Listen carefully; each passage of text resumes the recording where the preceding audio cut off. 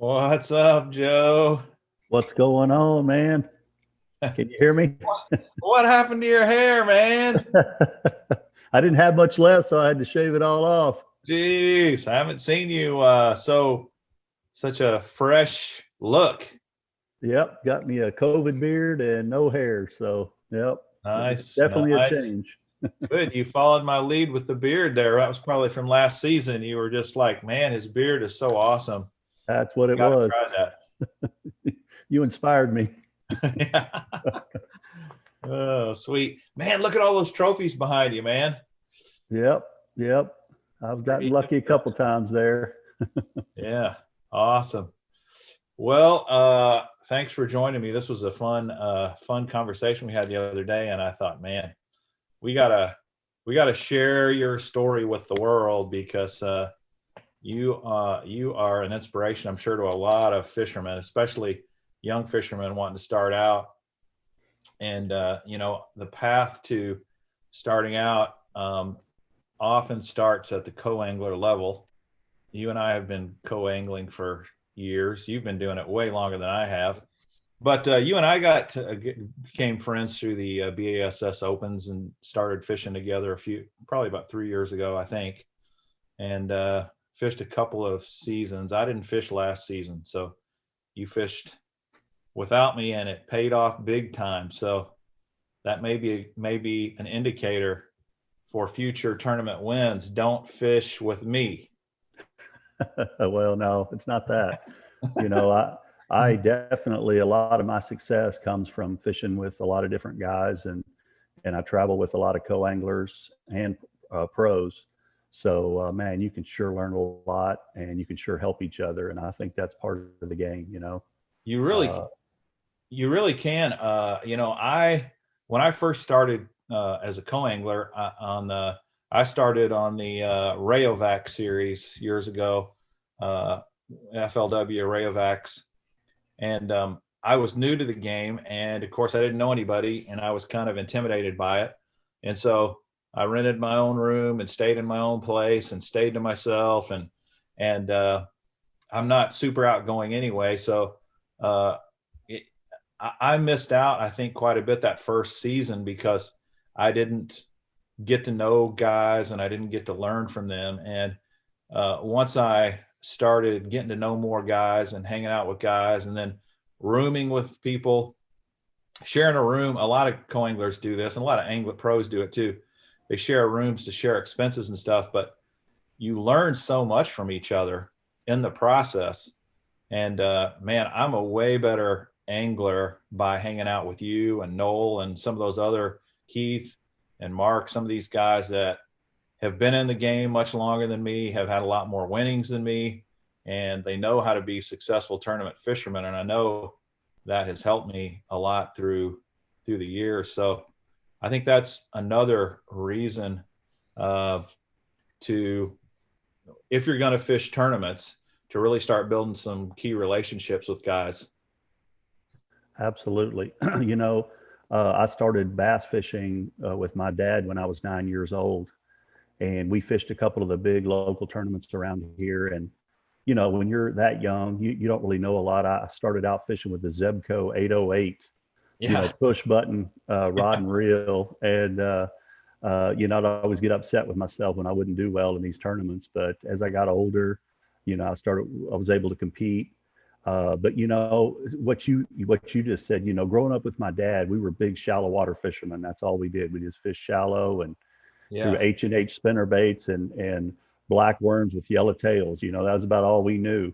Right. And but you know, as I've gotten in to start fishing with bass back in 2005, and I started traveling with co-anglers right off the bat. The guy that invited me in to start fishing, he was a co-angler from California, and so we teamed up together and roomed together, and then we just kept adding guys as we went along. And you know, I think that's all part of the fun is having those relationships with those guys. You know, most fishermen are pretty good guys, and you know, that's really been a huge part of my success is just learning different techniques and listening to these guys talk about fishing. You know, because I had a certain, you know, we all have, I think, things we do well. Sure. But I think when you're able to learn different techniques and able to apply those at tournaments, that's when the success really picks up, and you're able to pick up that fish or two that you would normally not get probably, that helps carry you a little bit further along in the competition. So just learning from those guys has been huge for me. Even you, you and I fished together up at the Lake of the Ozarks, and I Yeah. remember that after that first day, you had a great bag, and I didn't catch, but I think maybe one fish or one or two fish. I didn't do very well that first day, and you kind of clued me into what you did on the water, and I used that to my advantage the very next day, and that's when I caught my five fish and was able to make that top 10 cut. And actually, the pro I listened that I fished with that second day kind of listened to some suggestions that I made, and we did that, and we both caught fish. We both caught our limit and had a great day. So yeah, definitely learning from you guys as you're even in the middle of a tournament. Just picking out different things that'll help you. Uh, Sure. you know, make all the difference in the world. Yeah. The other great thing about fishing with buddies is you can share information during the tournament and you're not going to get lied to.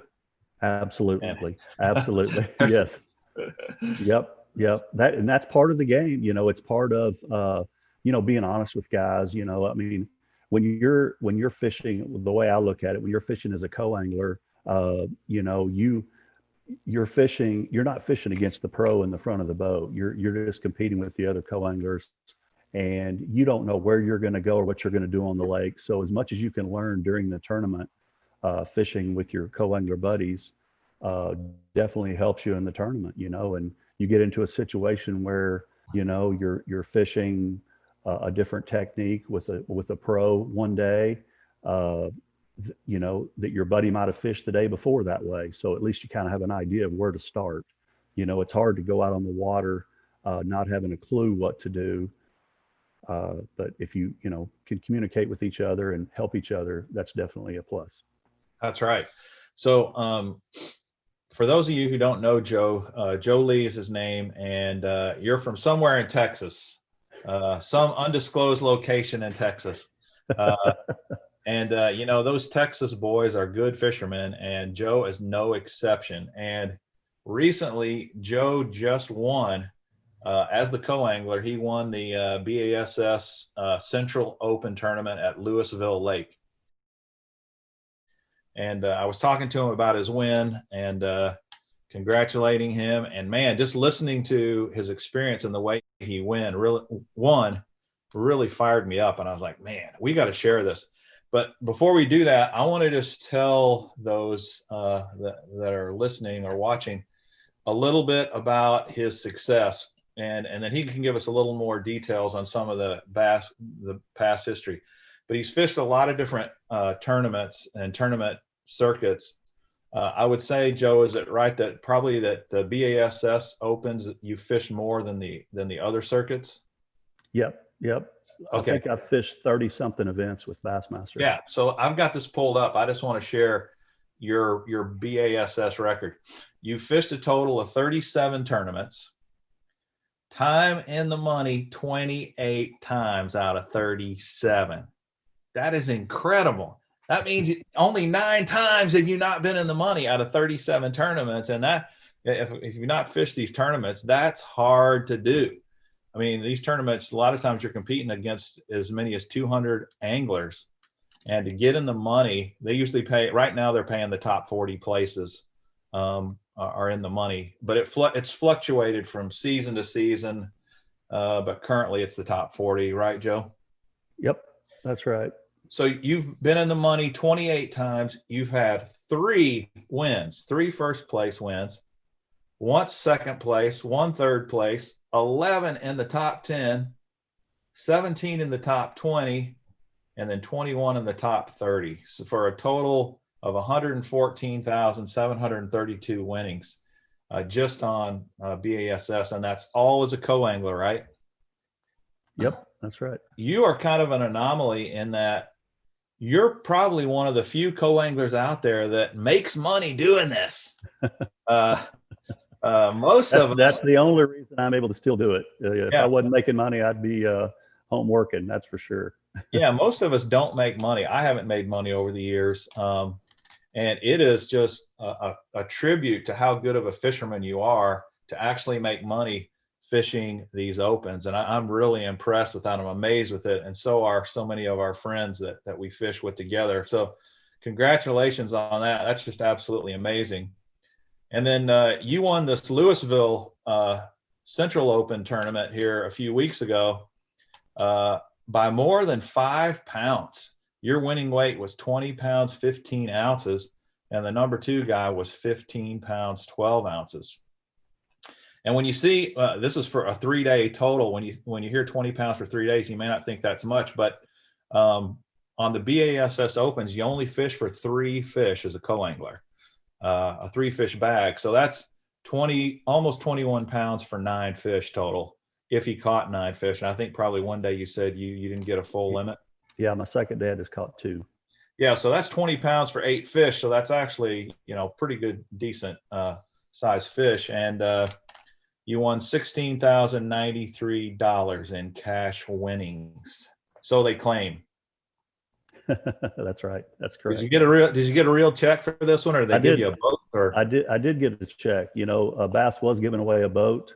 yeah, And actually the 2 tournaments that I won where I received a boat, I ended up selling the boat yeah, and getting cash for it. So it was nice to get the cash up front. So yep, awesome. So Joe knows how to win, and that's what I wanted to talk about. And Joe's agreed to come and do more of these with me. We're going to be fishing probably more tournaments together some, and we're going to share with you guys a lot more info about fishing tournaments and his secret to success as a co-angler. There's a whole lot of things that you can learn. But today, just for sake of time, we're just going to focus on how he won this Lewisville Open tournament. Because it's pretty amazing. And so I'm probably going to ask some questions here, but Joe's going to do most of the talking and just kind of tell us maybe about the conditions of the lake, where the lake's located, what your thinking was before you started fishing, maybe your practice a little, and then how it all transpired. Okay. Well, I did get to go practice. These last few years, I've actually gone early and tried to practice with different pros. One of my good buddies, Ron Wells, lives up in Oklahoma. He's fished on the pro side since the mid 2000s.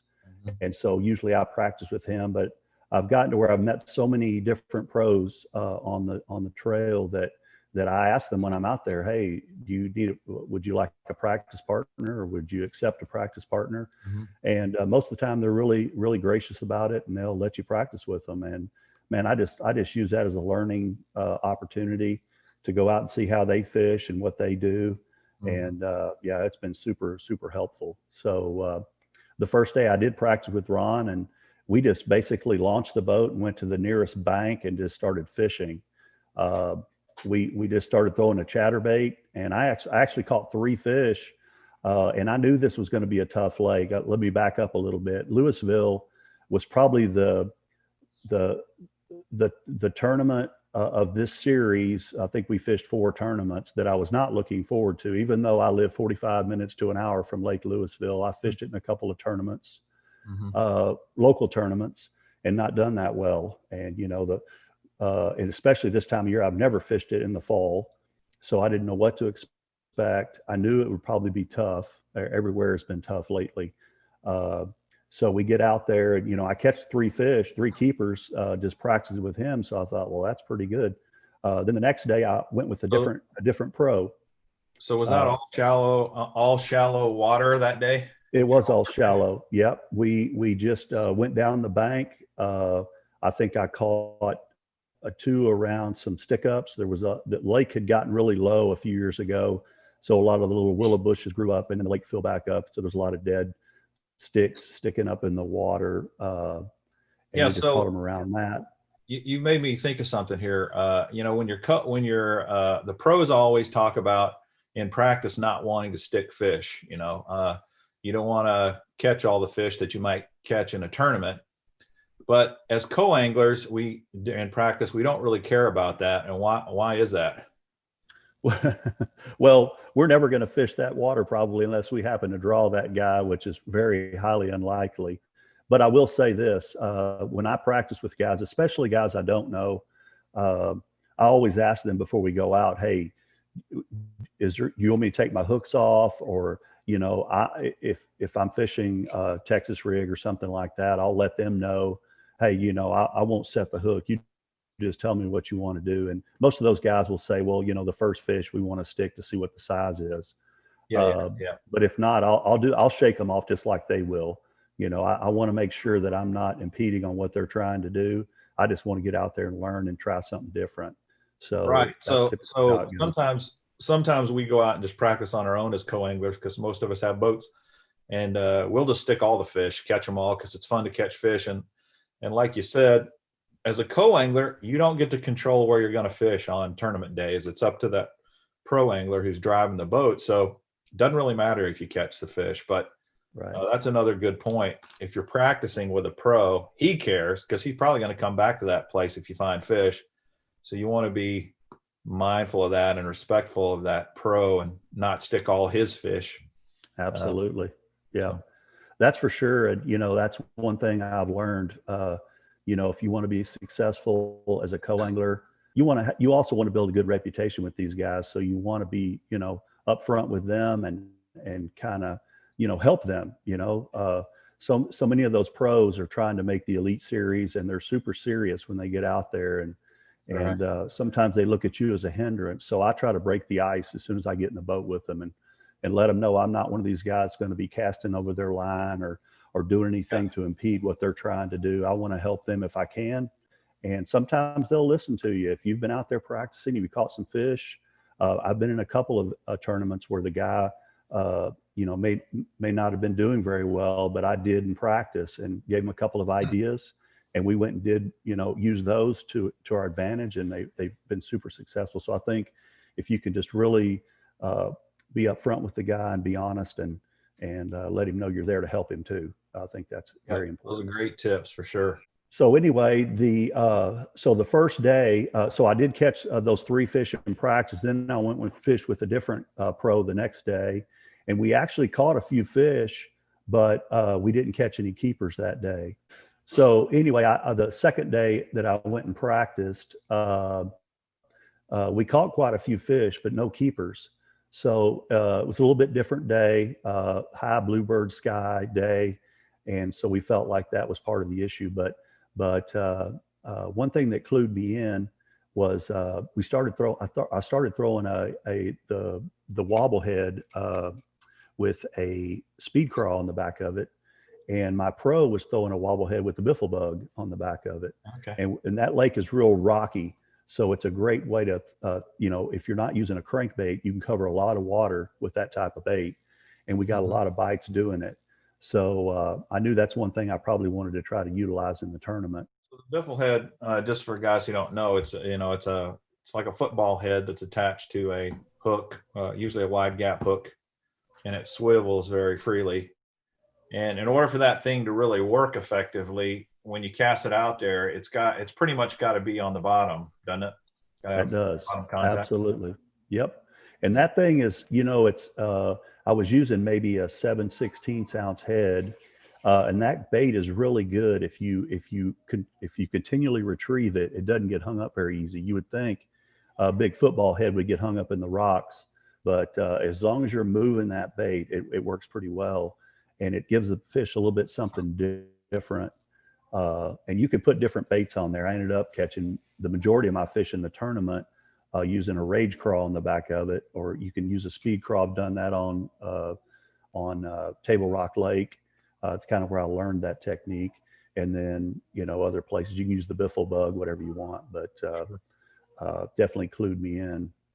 So anyway, the first day I draw this guy, John Hunter, and we were headed straight for we left the launch, super windy that day, by the way. The wind was probably blowing out of the south 15 to 20 miles per hour. We Mhm. did take one wave over the front of the boat trying to go to our location, and we were going to go fish some riprap along a bridge. When we got there, there were four boats on it, and This lake, if anybody doesn't know, this lake's pretty small, and there's a lot of this fish is really small because there's only selected areas that have cover or that have places you can actually fish. Plus, the wind didn't help because that a lot of people that fish in Main Lake started fishing shallower and back in pockets and things like that. So we pulled up to this bridge. There's four guys sitting on it. So he says, "Well, there's a rock pile just off of this bridge in some deeper water." So he pulls up there and he pulls out a drop shot. And I didn't even throw a drop shot in practice. I did have one in the boat with me just in case. But he pulls it out and he catches a fish right off the bat, probably a 2.5 pounder. And Mm. he's fishing a rock pile. He's got his boat pointed right at it, as most pros would. And he's trying to catch more fish off that. And he tells me there's cover around me. But we all know as co-anglers, you're probably casting at a lot of nothing. Yeah. But I just kept fishing and kept fishing, and finally he So didn't were you catch throwing the anything else. wobble So head? no, not at that point. I threw a drop shot. Okay. Well, I did. I'm sorry. I did throw the wobble head. I did throw it, and then I threw a drop shot some. And I was just trying different things. I was jigging a rattle trap off the bottom. I was just doing a lot of different things at that point because there was not really a lot to throw at. And finally, I decided that I wanted to throw a big shaky head. And so I started looking in my box, and I didn't bring the worms. I had two in there that I'd cut off from another time I'd been fishing. They were wadded up in the top of my worm box. And I literally took one of those, tied it on. And by this time he's not catching. So he's going back and forth across this area. So it allowed me to throw up there. And I threw that shaky head up there and I'd hit the rocks and I'd just start shaking it. And I felt the fish hit, and I set the hook, and it was almost a 4 pounder. And so, man, I was super excited. I fished that big in a tough tournament where there's Yeah. guys that weren't even catching fish in practice. So I was super excited. And then literally probably 30 minutes later, I throw up there, and my So he lure gets stayed, stuck. So I start shaking it. Huh? he stayed on that rock pile quite a while then. He did. He stayed on it for a really long time. He wanted to fish the bridge, but the guys just kept going back and forth, back and forth. I think he wanted to go there. But since he caught the one and then I caught the one, we stayed there a little longer than we probably would have. And I got hung up on a cast, and I'm just shaking it. And finally it pops loose. And when it did, I started reeling it, and I felt like I was hung in line. It was just a heavy pull. So I slowed down, and I felt my line moving off. And I was like, well, I have a fish. And I reeled it in, ended up snagging the fish in the pectoral fin. So I don't know if he was looking at it or what when I hit it. So, but I was, elated because it was a nice 2.5 pounder. And so Yeah. I was like, man, I have two fish. And I was That's like, great. that's great. So as far as the rules go, you can catch a fish. You don't have to catch them in the mouth then, huh? Well, if you're sight fishing and you can actually see the fish, then that's against the rules. Right. You can't snag a fish. So in this instance, if you snagged one with a crankbait or something like that, that you weren't looking at in the water, then that's legal. That's a legal catch. So yeah, it was definitely legal. And so then we end up fishing the rest of the day. I think he picked up maybe two more fish, and then the Well, you got last to. probably.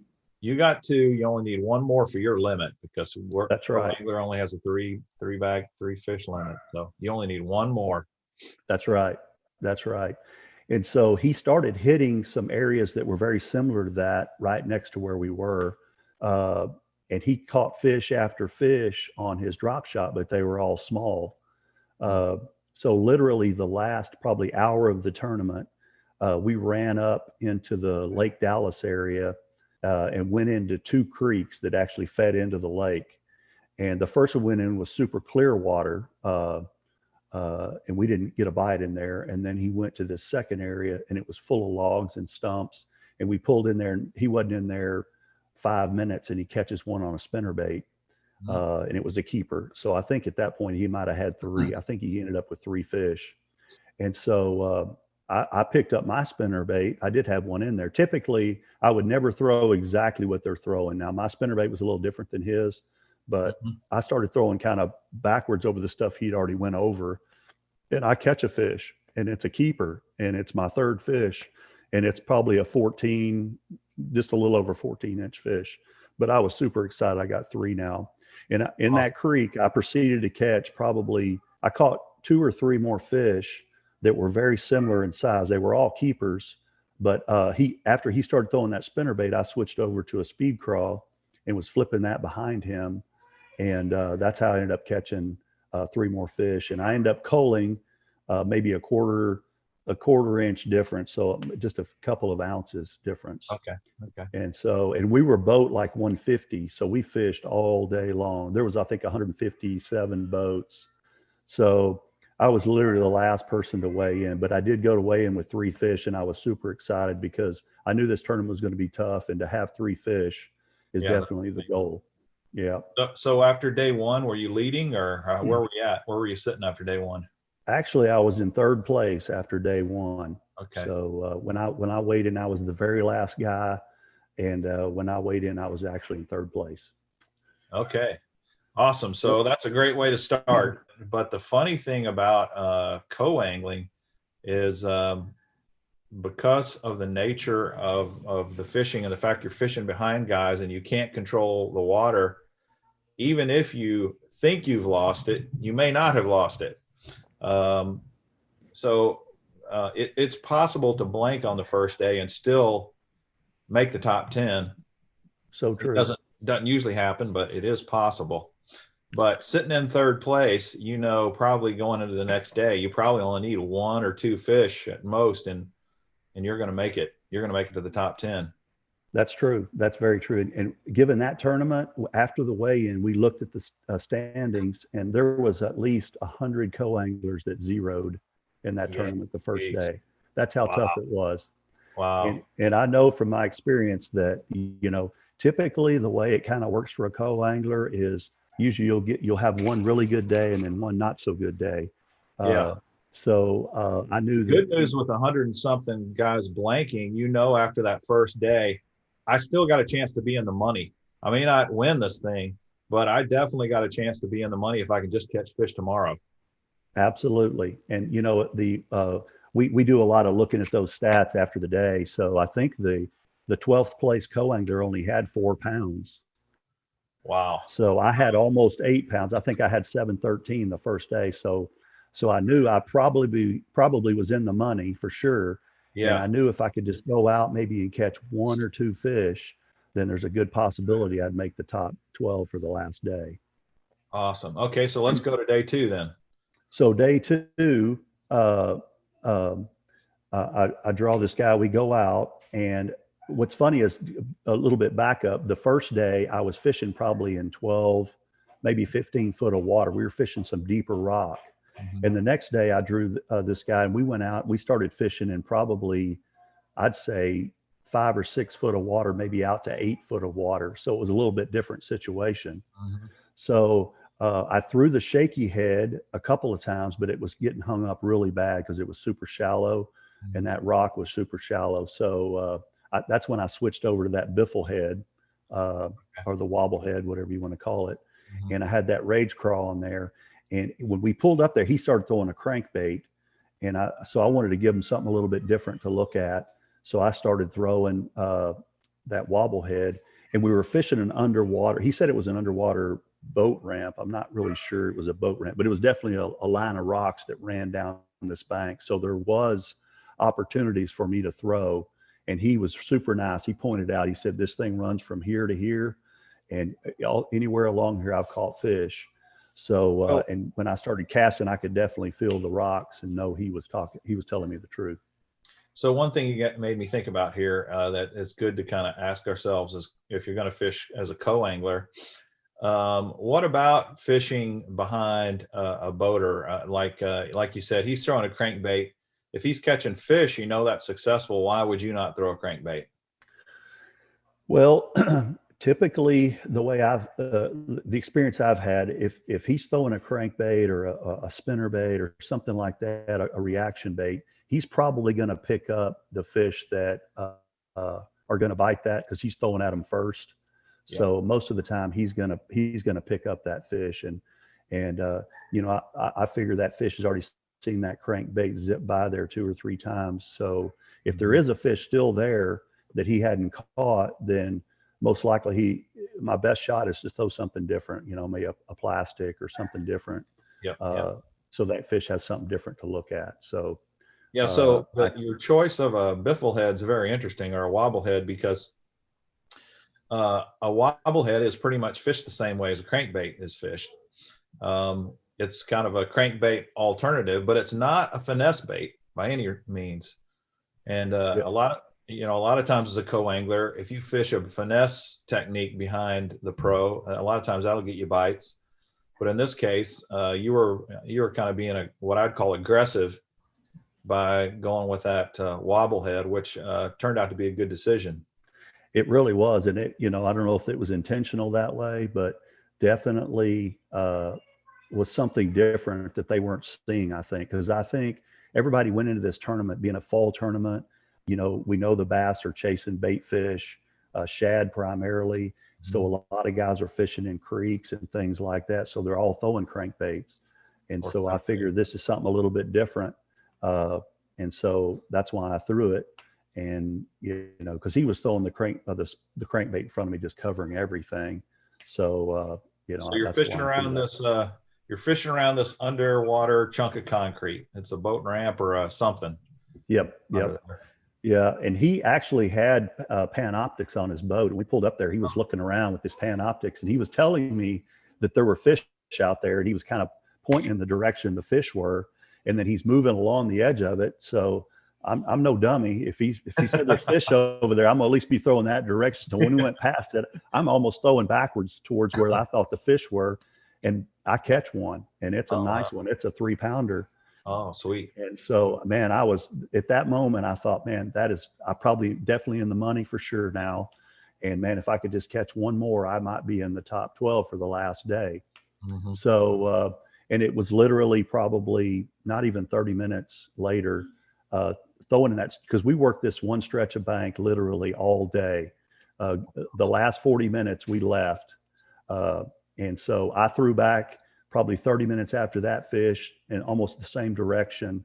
And I catch my second fish, and it's probably a 2.5 pounder. It's a nice fish. Oh, great. Uh, and then my pro switches to what I was throwing, and he started throwing the same Oh, exact bait I you was, gotta and love he it ended when up. they do I that. know it. I know it. Yeah, that's all.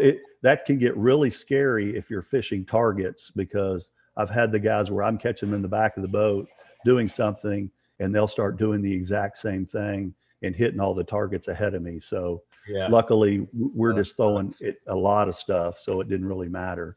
That's probably a whole nother discussion we can get into, Sure. but I was super excited. I had two fish. I wanted that third one. We left there and went and fished a couple spots. The last probably 40 minutes of the tournament, he actually caught one, a keeper. So I think he ended up with three fish, and I had two. But the two I had were good ones.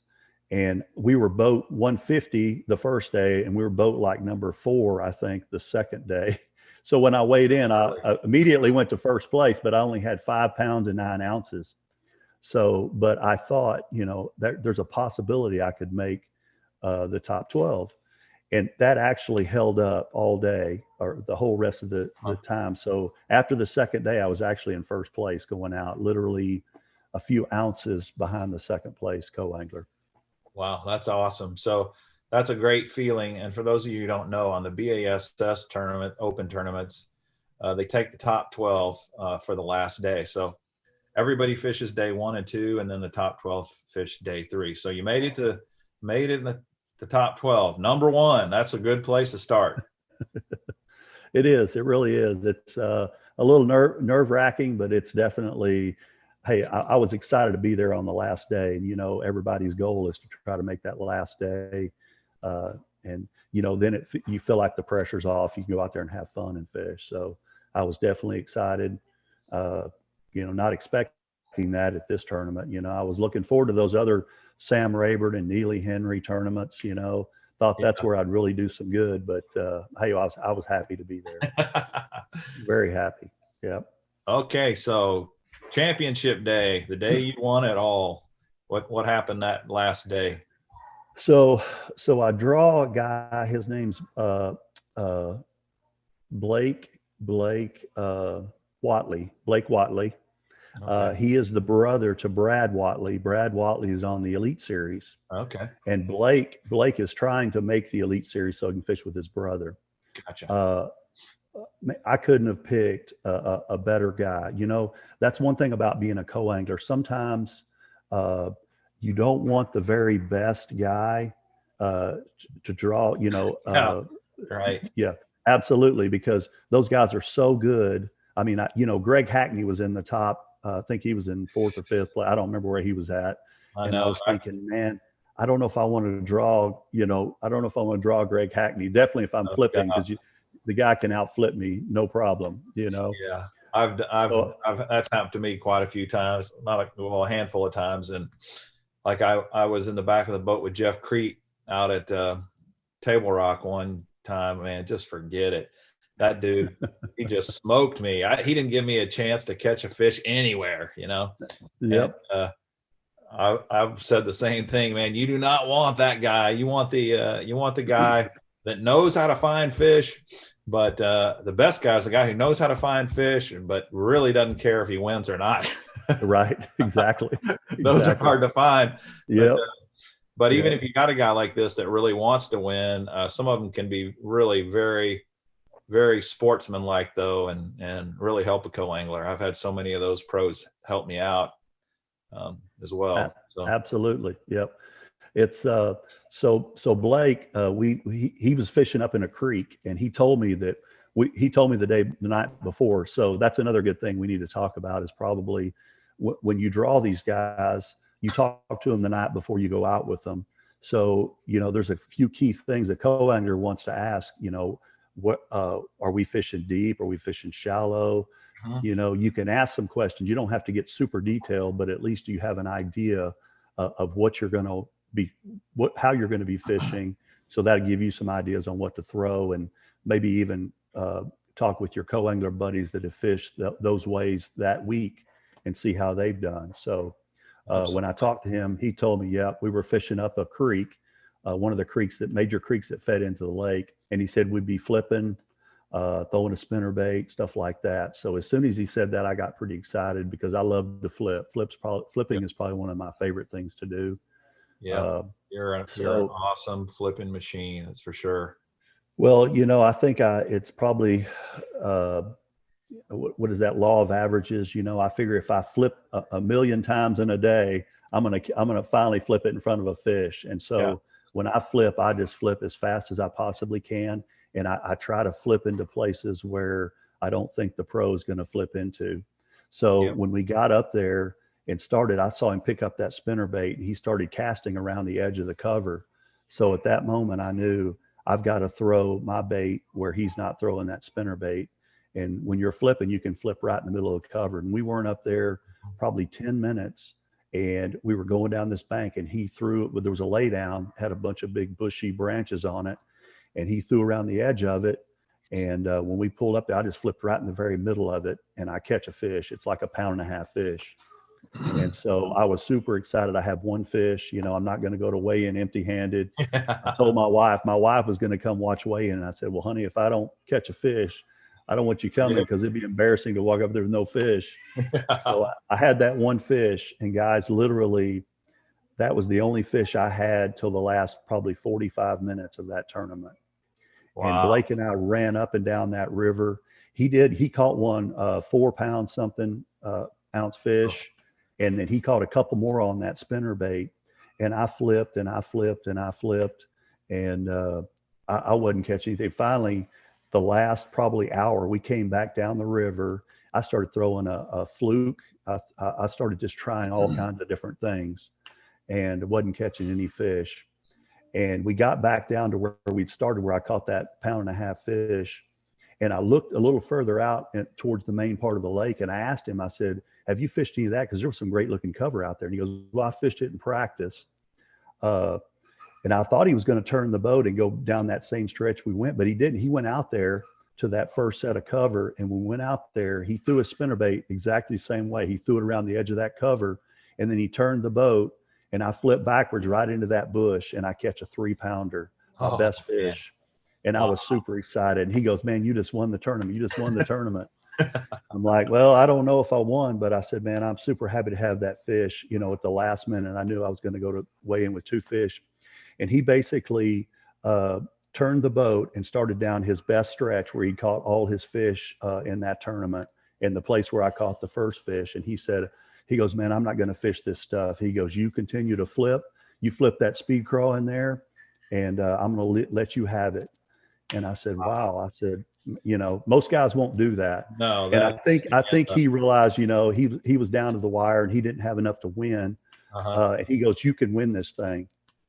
And most of those guys don't do that for you, but he Right. did. And it wasn't 10 minutes. 10 minutes later, I catch a 2-pounder or whatever it was, and flipped it in the boat. And he started high fiving and hugging me, and we just had a ball out there. You talking about the weight being off your shoulder because you've been so stressed out Yeah. fishing that whole week and just trying your hardest, to do anything you can to catch a fish. And it was just super, man, it just felt so good. And I knew even if I didn't win, we gave it all we had. And, I caught 3 fish, and, that's the goal. Every time you go out as a co-angler, it's just to catch 3 fish. Don't worry about, how big or how small they are. You just want to catch 3 fish.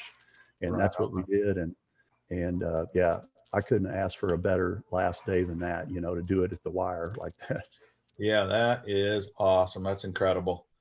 So you go to the weigh-in, and the rest is history. Yep. Went to weigh in, and we went out boat number 7 because he was in 7th place, and so they weigh in from 12th down to 1st is how they typically weigh in. Yeah. So when I weighed in, I was in 1st. I think there was a guy or two in front of me that caught a couple of fish that ended up being ahead of me till I weighed in, and then when I weighed in, I was in 1st, and my wife was there, my granddaughter, all that kind of thing. So it was super, a little bit emotional, them being there, because normally we're traveling way far away, and so Right. our families a lot of times aren't able to be there. So it was definitely exciting to be there. And you know, the last one guy came in, I think, with 3 fish. I think me and the other co-angler, I don't remember what place he was in. He had 3 fish. We're the only 2, I think, that had 3 that Wow. last day. So Only two out of 10 had a limit. Yep. 2 out of 12, rather. Only 2 out of 12 had a limit. Yep. That's right. Well, that's awesome. Congratulations, man. That's a great story. Great to hear how you won that. And a victory is sweet for sure. What would you say to young guys who are wanting to get in the tournament game, wanted to be a co-angler? I mean, what's it take to win? What if they're really out there and they've got goals and they want to really move up? You figured out what it takes to win repeatedly. What kind of advice would you give them? Well, I mean, to be honest with you, Brett, I do a lot of praying before I go fishing, and there's one person I rely on that definitely he's the one that decides whether I win or not. And but I think all of us as co-anglers, if we go out there and work really hard, I'm obviously passionate about fishing, and I want to learn and compete. I think there's no better place to start than as a co-angler. Yeah. And fish with different guys. There's so many of those elite pros that started out as co-anglers, and you can see the ones that are really, really good, the ones that consistently win or in the top of that field, are those guys that learn different techniques. So I would say that to any co-angler that's going to start, the best place to start is being a co-angler. There's so many people out there that want to just jump right in on the pro side, and more power to them if they want to do that. Sure. And they have the money to do it. I definitely don't have the money to do that, but I've learned that a great place to start as a co-angler is or to start is in the back of the boat and learn from these guys and learn different techniques. I've learned so many different techniques. I do fish a team tournament trail here locally with a fishing partner of mine that has a boat. My boat sat on the side of the house. We used his boat because his boat was better than mine. And I ended up selling the boat, and I fish as a co-angler, and I fish on a team trail here locally. So you can learn those techniques out on the water, and they've helped me so many times in my local tournaments. Uh, and so that's definitely the best place to start. And fishing with B.A.S.S. And I told Chris Bowes, the director there, Mhm. that you we need more co-anglers, obviously. Mhm. A lot of times they pair up pros to co-anglers, and sometimes if there's not enough co-anglers, then the pros can't fish. Yeah. So you can definitely learn. And the way I look at it, you may spend 475, but you would have spent that much for 2 days with the pro on your local guided trip on your local lake. Yeah. So you can definitely, it's worth the money to come out and learn from these guys. And then for me, uh, you know, there's that term, a professional co-angler. I think that's kind of what I am. Yeah. I want to call myself a pro, but I don't fish in the front of the boat. But there's a whole different aspect of fishing in the back of the boat. You know, Tommy Martin told me the very first tournament I came off the water, he said, if you want to be good at this sport, he goes, you definitely can catch fish. And so I was super, humbled by that, saying, man, you think I can Yeah. catch fish? But he goes, he looked at me, he goes, but can you find fish? He goes, the guys on this trail that know how to find fish are the guys that win all the time. Right. Right. And so I may not know how to find them, but I definitely know how to catch them. So I try to exploit that. I've got to try to catch fish behind Tommy Biffle and Greg Hackney and all these different guys. So Yeah. so I Well, love that part of the competition, just trying to figure out if I can do it. no doubt. It really is fun. The beauty of being a co-angler is you don't have to find the fish, but the frustrating part of being a co-angler is if your boater isn't finding the fish, you're not gonna catch anything. True. And we've all been there. We've all had really frustrating days fishing in the back of the boat, but it's a great learning experience. I totally agree with you. I just think back of all the different types of lakes I've been able to fish and behind some really good sticks, and I've learned a lot by doing it, and that's always fun and challenging. Absolutely. Yep. And you can't get frustrated. I know you hear horror stories out there about, how the pro front ended you all day. That's going to happen. I mean, there's Yeah. just no two ways about it. Sometimes that's how they catch their fish. They may be going down a bank and they put you 3 feet from it because they're throwing something that the only way they can catch a fish. So you can't get frustrated. You just got to learn from it, and just know that next guy you get is probably going to be fishing different. Do it Right that way. on.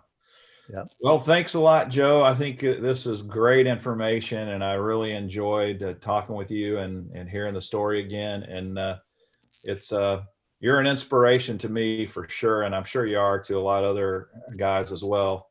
And appreciate you sharing this. And I am excited to see the feedback when we post this of what how everyone thinks about it, because I think you're going to be very popular, and I think over time we'll have a lot of fun doing more of these kind of things. I really look forward to that, Brett. I thank you for having me on here and discussing this, and thank you for your podcast. I've definitely got a lot of ideas just watching even the unboxings that you do. I told you I saw that wake bait, that 6 cents wake bait, and I thought, Yeah, man, there's not a it's lot of pretty guys sweet throwing looking, isn't that. it? Absolutely. Yeah, And those scum frogs and different things, and the bait you got there on the wall behind you that probably most guys would die to have. yeah, Those wiggle warts for sure. yeah. The But wiggle, sure. I appreciate, and I love watching different co-anglers on YouTube and learning from those guys. So, man, I'm Yep, looking I do forward too. to what we It's can do. Absolutely. definitely fun. So that's going to wrap up the first episode of the Mr. Bass podcast. Hope you enjoyed it. Joe is an incredible angler and he's a great guy. He's become a good friend of mine. And he's going to be on a lot more of my podcasts because he's interested in it, wants to do it, and he's just a great angler. Anybody that listens or watches this podcast on YouTube when Joe's on, you're going to learn a lot. And he had a couple of really great little nuggets in there that I picked up on that I'm going to remember and use the next time I'm out fishing a tournament. Really appreciate all you do to support the channel. If you enjoyed this and would like to see more content like this, please smash that like button and subscribe to the channel. I would greatly appreciate it. And this is Mr. Bass. until next time, happy fishing.